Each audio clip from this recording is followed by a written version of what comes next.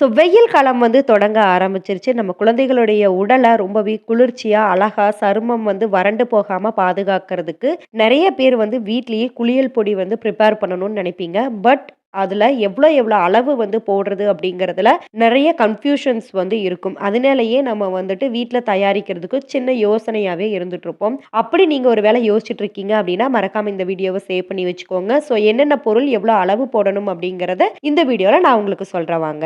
பச்சை பயிர் 750 கிராம், கடலைப்பருப்பு 250 கிராம், கஸ்தூரி மஞ்சள் 50 கிராம், வெட்டிவேர் 50 கிராம், கார்போக அரிசி 50 கிராம், பூலாங்கிழங்கு 50 கிராம், கோரைக்கிழங்கு 50 கிராம், செண்பகப்பூ 50 கிராம், வசம்பு 50 கிராம், மகிழம்பூ 50 கிராம், ரோஜா இதழ் 50 கிராம், வேப்ப இலை 50 கிராம், ஆவாரம் பூ 50 கிராம், சந்தனம் 25 கிராம், ஆரஞ்சு தூள் 25 கிராம்.